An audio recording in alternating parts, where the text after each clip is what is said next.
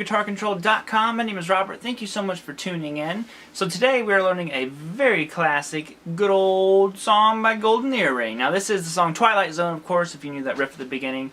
And it's a really, really cool song. It's actually a very, very simple song. Even the solo is not real difficult. So this is a great one. You know, again, with like a lot of these songs we're covering, there's multiple guitar parts. We're just covering the main, kind of like right down the center, what's happening with some stuff. So this one just has a lot of open strumming in it for what the the electric guitar is doing, and then the distorted guitar. So like I said, this is a great, great, great beginner song to mess with. And if you want to dive deeper in, listen to the song, and there's some little intricate parts that are happening underneath there as well. But we're gonna do the song and the solo. So let's go ahead and get started on this one. Make sure you get those tabs down below in the description, and we'll be rocking. All right, so let's dive on in. So the opening riff is this one.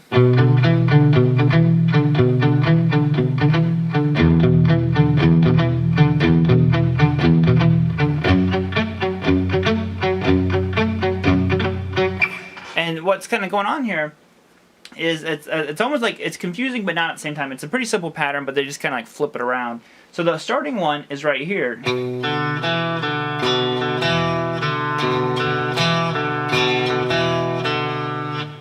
And I think it's kind of funny because the chords to the song are B minor, E, and F, and that's what they're basically outlining here. So it's like a song that's like nothing but these chords, other than the one little like pre-chorus part. So what I'm playing here is the second fret on the A string, open D, then I go second fret on the D, and then open D again.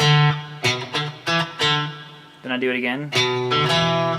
Now it's important to kind of like take notice to the rhythm and timing. It's the same notes, but I'm playing them differently. I'm not going. It's okay. And I'm adding some palm muting and some kind of like, I'm kind of like choking the strings a little bit to give it a real kind of like stiff sound almost. And that's what you want. You don't want the notes to be like trailing off. So you do that, and then the second part is this one.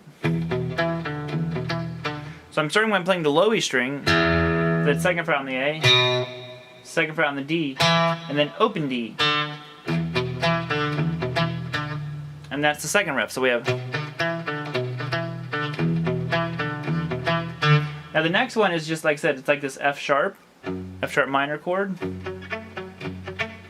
So what I'm doing here is you just do your F minor chord shape. This is the easiest way I found to do this one.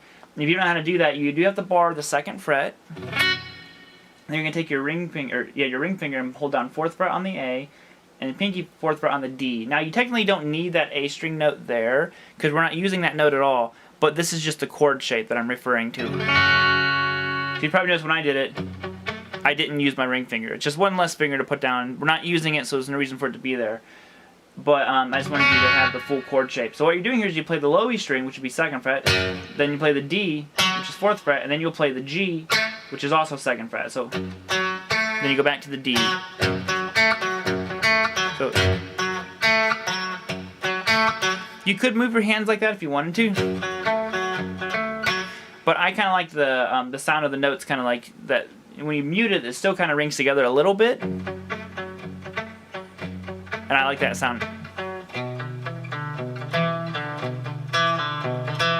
So that is that little part that you'll hear again later in the song. So it just repeats the exact same phrase, and like I said, the timing of that one is really important, the way that you time those notes out. So the next section is this. It's just the verse, and all they're doing is strumming out a B minor chord. Now, if you don't know how to play your B minor, it's just simply playing second fret on the A string, fourth fret on the D, fourth fret on the G, and then third fret on the B. And then you have your index finger also holding down first fret on the high. So it's like a bar chord, but these fingers are actually holding down the majority of them. You just needed to get that second fret on the high E string. Okay, so there's your B minor. Then it goes to E minor, which is just simply open low E string, second fret on the A, second fret on the D, and everything else is open. Okay? Then you're going to go to the F sharp minor. That's one we just did a minute ago, but just to kind of like reiterate it, it is second fret on all the strings, so you have the bar with your index finger. Then your ring finger goes fourth fret on the A, and your pinky goes fourth fret on the D. And that's your F sharp minor. So we have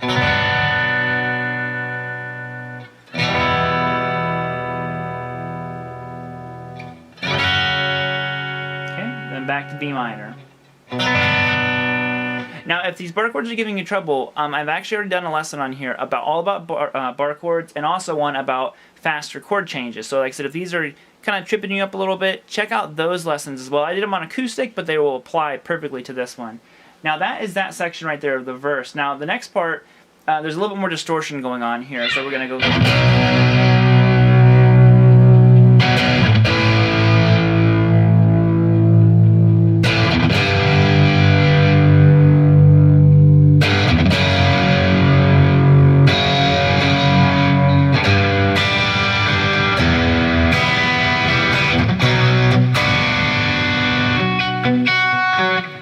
So what is going on here exactly? Now, like I said, there's actually like 3 guitars happening here, but we're just going to cover this one that's kind of walking down. So it's just simply doing power chords. You know, you're doing a power chord on the 7th fret, the low E string, which is the 7, 9. You can add your octave if you want, 9 on the D. Okay. Then you move down to 5th fret, then the 3rd fret, and then 2nd fret. Then you're going to do it again.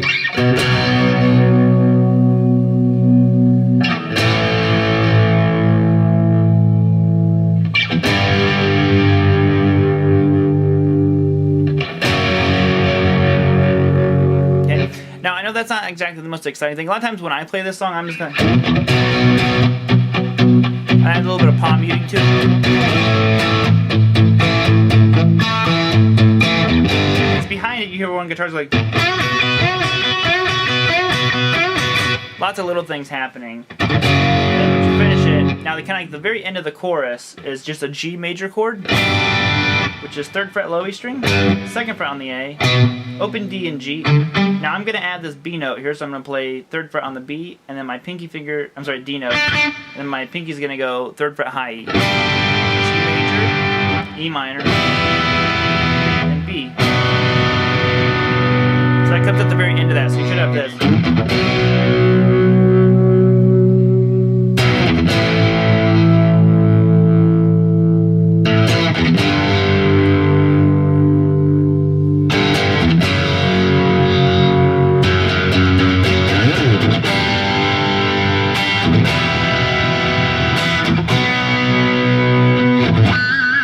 They don't do it in pitch harmonic there, but I do. So that is what is basically going on with the whole song. So we're going to go ahead and dive into the solo part now, because after that it just goes back to the... And I believe it's just the bass playing that.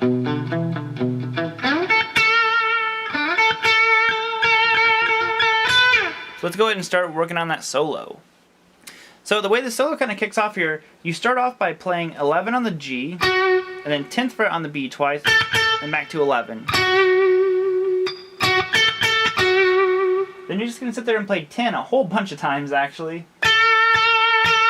Now notice I'm adding a little bit of vibrato onto it, so it's like... Then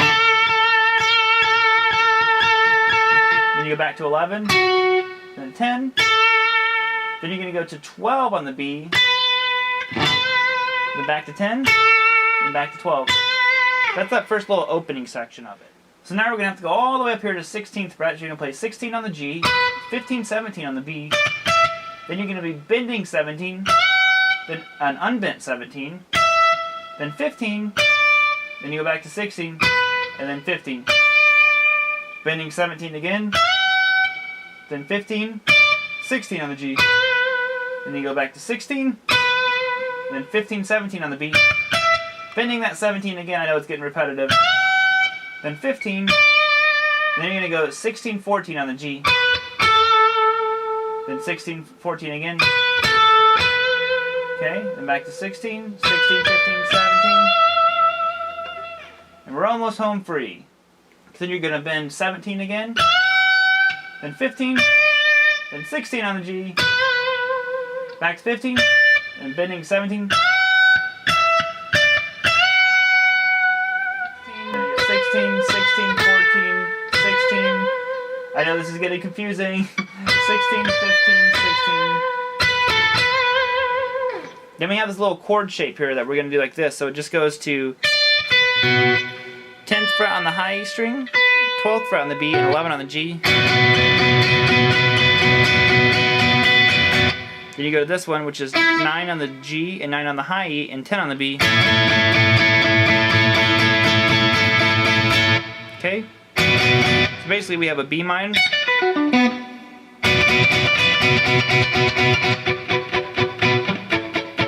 This is actually an A major. Okay, then you go back to the first one.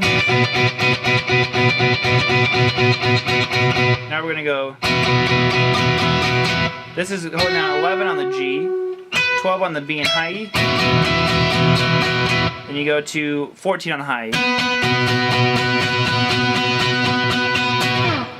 And that is all of the song.